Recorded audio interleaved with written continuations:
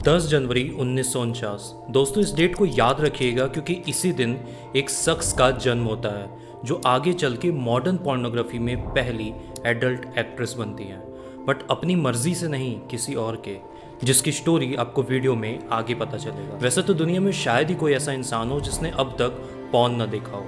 अगर एक डेटा की माने तो हर सेकेंड 28,258 यूजर्स पॉर्न को कंज्यूम कर रहे होते हैं, बट उनमें से कुछ ही चुनिंदा ऐसे लोग होंगे जिन्हें हिस्ट्री ऑफ पोर्नोग्राफी के बारे में पता होगा।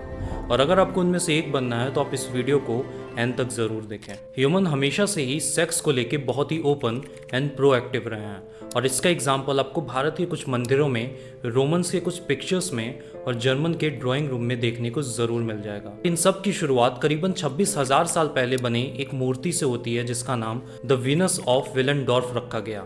ये अब तक की मिली सबसे पुरानी सेक्सुअल आर्टिफैक्ट है जो कि 4.4 इंच टॉल एक प्री हिस्टोरिक वेमेन को रिप्रेजेंट करती है। वैसे तो आपने रोमन्स और ग्रीक का नाम अब तक बस मैथमेटिक्स, फिजिक्स और फिलॉसफी में ही सुना होगा, बट आज आप उनका कंट्रीब्यूशन पोर्नोग्राफी में भी जानोगे।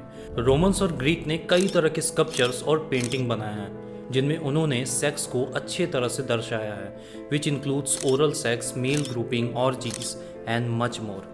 आई मीन जहाँ तक आपका दिमाग जा सकता है वो भी। वेल यहाँ तक तो सब कुछ ठीक था, बट 1738 में एक वोल्केनो इरप्शन के बाद इटली में एक शहर को खोजा गया जिसका नाम पोम्पी रखा गया, जो कि अराउंड 79 एडी का बताया जाता है।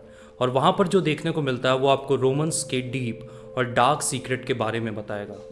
पोम्पे में अब तक का सबसे बड़ा ब्रॉथल पाया गया जहाँ की पेंटिंग्स में different sex positions, group sex और तो और ह्यूमन और एनिमल सेक्स तक को दर्शाया गया है। आर्कियोलॉजिस्ट की माने तो ये एक ऐसा शहर था जहाँ लोग सेक्स को किसी टैबू की तरह नहीं बल्कि ज़िंदगी का एक अहम हिस्सा मानते थे। इसी तरह से 1900s में मैक्स यूल, एक जर्मन आर्कियोलॉजिस्ट जिन्हें पेरू शहर में लगभग 500 पॉटरी आर्ट मिले थे जिनमें डिफरेंट सेक्स एक्टिविटीज़ को दर्शाया गया था। उन्हीं में से एक पॉट कुछ ऐसा दिखता था। I am sorry. वेल ये तो बात हो गई बाहर की दुनिया की, बट जब हम बात भारत की करते हैं तो यहाँ भी सेक्स को कभी एज अ टैबू नहीं लिया गया, और इसका आंसर आपको भारत की कई मंदिरों में देखने को मिलता है जिनमें से कुछ के नाम तो आपको पता भी होंगे। For example Khajuraho, Konark and Ajanta and Ellora. अभी तक हमने स्कल्पचर्स यानी कि मूर्तियों की बात की है, बट आज से करीबन 5000 साल पहले वात्स्यायन ने एक किताब लिखी थी जिसका नाम कामा सूत्रा रखा गया था। कामा मीन्स डिज़ायर, लव और pleasure, and sutra means principle, यानी प्रिंसिपल ऑफ लव, या यूं कहें the art of making love. इस बुक में ये बताया गया है कि कैसे आप अपनी ज़िंदगी को फुलफिल और बैलेंस तरीके से जी सकते हो। ये बुक इंसानी ज़िंदगी के 3 अहम हिस्से को कवर करता है, and that is love, relationship and sexuality. हालांकि ये किताब अपने बताए गए 64 सेक्स पोजीशंस के लिए जाना जाता है, बट इसके अलावा इस किताब में बहुत सी ऐसी चीज़ें हैं जिससे आपकी ज़िंदगी बदल सकती है। वैसे ज़िंदगी से याद आया, आपने अपनी ज़िंदगी में पहली बार पॉर्न को कब और कैसे एक्सेस किया था? Comment it down. अभी तक हमने पॉर्न और सेक्स से रिलेटेड बहुत सारी प्राचीन चीज़ों के बारे में बात किया जिसमें पेंटिंग, स्कल्पचर्स और पॉटरी शामिल थी, बट जब हम बात लव मेकिंग और रोमांस की कर रहे हो और उसमें पोएट्स का नाम ना है, वेल ऐसा तो पॉसिबल नहीं हो सकता। 1748 में जॉन क्लीलैंड ने एक नॉवेल लिखी जिसका नाम memoirs of a women of pleasure था, जिसे फैनी हिल के नाम से भी जाना जाता है। ये पहली इंग्लिश पोर्नोग्राफी नॉवेल थी जिसे प्रोज में लिखा गया था। उस वक्त ये नॉवेल इतनी कंट्रोवर्सी में थी कि इसे 2 सेंचुरी के लिए बैन कर दिया जाता है, जिसके बाद 1966 में इसे फिर से यूएस में रिलीज़ किया जाता है। इस नॉवेल में फैनी हिल नाम की लड़की के बारे में बताया जाता है और कैसे वो 15 साल की उम्र में एक प्रोस्टिट्यूट बन जाती है और फिर उसकी ज़िंदगी में क्या क्या घटित होता है। इसी तरह से फ्रेंच रेवोल्यूशन के टाइम एक ऑथर बहुत ही फेमस होते हैं जिनका नाम मार्कस दी सादे था। आपको जान के ताज्जुब होगा कि the word sadism, which means tendency to derive sexual pleasure by causing someone pain और सफरिंग, यानी साफ साफ शब्दों में 50 शेड्स ऑफ ग्रे वाली हरकतों को सैडिज्म कहते हैं, और ये वर्ड इन्हीं के नाम सादे से ओरिजिनेट हुआ है। और इसकी वजह इनके द्वारा लिखी गई डार्क सेक्सुअल नॉवेल्स थी। For example 120 days of सोडम, Justin and Juliet. ये नॉवल इतनी डार्क थी कि गवर्नमेंट सारा काम छोड़ के इन नॉवेल्स की कॉपी को ढूंढ ढूंढ कर बैन कर रहे थे।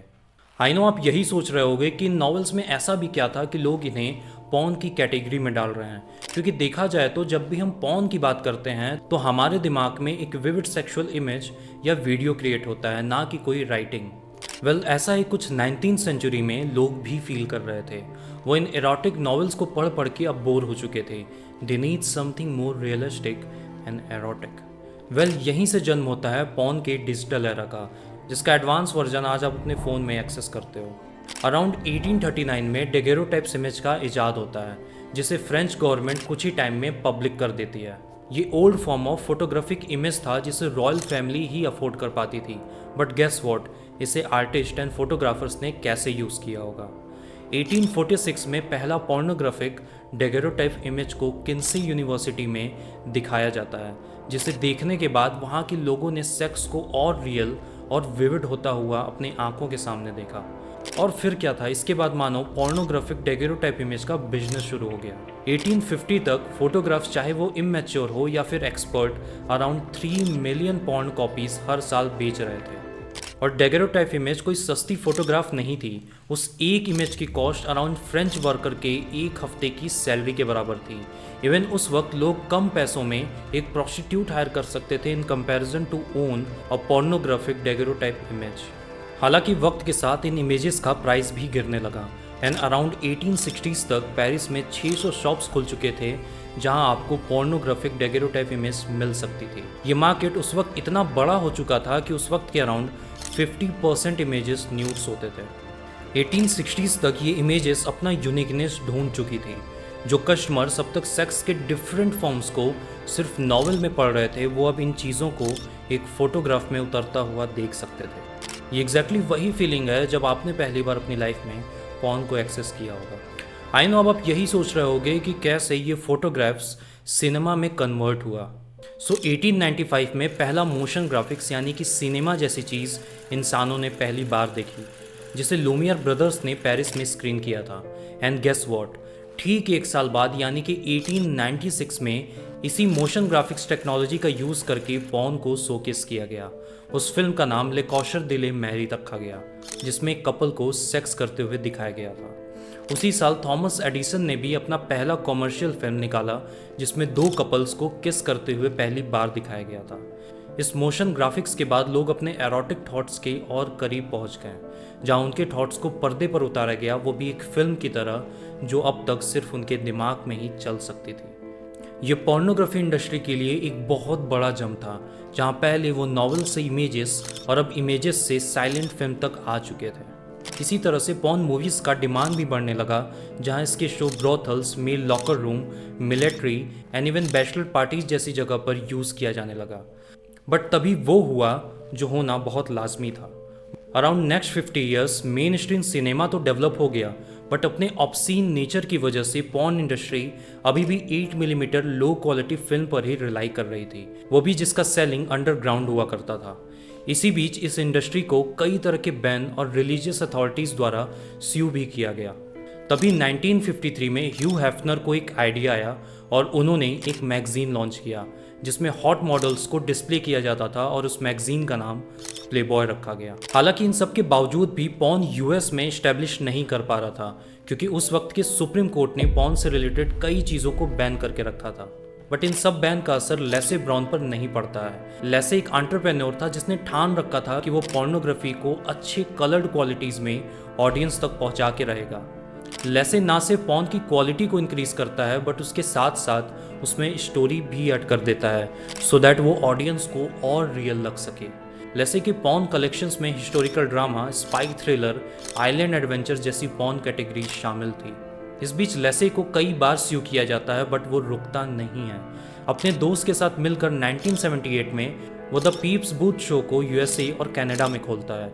ये एक तरह का बूथ हुआ करता था जहां लोग प्राइवेटली जाकर पॉर्न को एंजॉय कर सकते थे। पॉर्न के इस डेवलपमेंट को देखते हुए डेनमार्क ऐसी पहली कंट्री बनती है जो पॉर्न को लीगलाइज करती है। अब हम बात करते हैं लिंडा लवलेस के बारे में, जिसका रेफरेंस आपने वीडियो की स्टार्टिंग में सुना होगा। लिंडा की शादी चक नाम के एक इंसान से होती है और ऐसा बताया जाता है कि चक की ही वजह से लिंडा पॉर्न इंडस्ट्री में एंटर करती है, जहां लिंडा को गन पॉइंट पे पॉर्न शूट कराया जाता है और उसे एक पॉर्न एक्ट्रेस बनाया जाता है। 1972 में पॉर्न की पहली कलर्ड मूवी रिलीज होती है जिसमें एक्सप्लिसिट सीन्स के साथ ह्यूमर, प्लॉट और बैकग्राउंड म्यूजिक जैसी चीज़ों को भी ऐड किया जाता है। इस मूवी का नाम डीप थ्रोट रखा गया और इसकी फंडिंग गैंगस्टर द्वारा की गई थी। रिलीज होने के साथ ही ये मूवी ब्लॉकबस्टर होती है और ऐसा बताया जाता है कि वो मूवी अराउंड $600 मिलियन कमाती है, जो आज की 40,000 करोड़ के बराबर है। इस तरह से यूएस में पॉर्न का एक सेंसेशन आ जाता है और Linda loveless adult film industry की पहली एडल्ट एक्ट्रेस बनती हैं। हालांकि अभी भी लोगों को पॉर्न देखने के लिए घर से बाहर आना पड़ रहा था, बट तभी एक ऐसा इन्वेंशन होता है जो पॉर्न इंडस्ट्री के लिए एक रेवोल्यूशन साबित होता है। 1975 में पहली बार VCR मार्केट में आता है एंड गेस व्हाट, इसका पहला यूज़ पॉर्न इंडस्ट्री द्वारा ही किया जाता है। मिड 80s तक आते आते porn all over world VCR के फॉर्म में मिलने लगा था, जहां लोग अपनी प्राइवेसी को मेंटेन करते हुए मूवी को एंजॉय कर सकते थे। उस वक्त के अराउंड 25% ऑफ VCR सिर्फ पॉर्न के ही हुआ करते थे। सो आप अज्यूम कर सकते हो कि पॉर्न कितनी तेजी से पूरी दुनिया में ग्रो कर रहा था। मार्केट में VCR का मोनोपोली अराउंड 1995 तक चला और फिर पॉर्न CD में अवेलेबल हो गया एंड शायद पॉर्न के इसी वर्जन से हम सभी वाकिफ होंगे। अराउंड 2000 तक इंटरनेट पूरी दुनिया में आ चुका था एंड सो डज पॉर्न। वक्त के साथ साथ ये और डेवलप होता गया और लोगों के लिए और एक्सेसिबल होने लगा। जिस वक्त तक आप ये वीडियो देख रहे हो, पॉर्न फिर से एक नए रेवोल्यूशन में एंटर कर रहा है, वर्चुअल रियलिटी के साथ। 2019 में VR पॉर्न का मार्केट 19 मिलियन था और 2026 तक यही मार्केट 26 बिलियन तक का हो जाएगा। इस पूरे इंडस्ट्री का डेवलपमेंट इस बात पे टिकी थी कि आप कैसे किसी एक्सप्लिसिट सीन्स को कितना रियल दिखा सकते हो। ये सीन्स नॉवेल से स्टार्ट होते हुए photographs, motion graphics, VCR, CD और अब VR तक आ चुका है। ये बात पॉर्न इंडस्ट्री के लिए तो ठीक है, but not for you. Porn जितना रियल होता जाएगा, हम उतनी ही तेजी से ह्यूमन टच को भूलते जाएंगे। So guys, this is all about the history of pornography. और अगर आप इसी तरह के एवोल्यूशन वीडियोस में इंटरेस्टेड हैं तो type evolution in the comment section and I will surprise you with my next video. Until then, take care of yourself. It's Harsh here and you're watching Mr. Gray.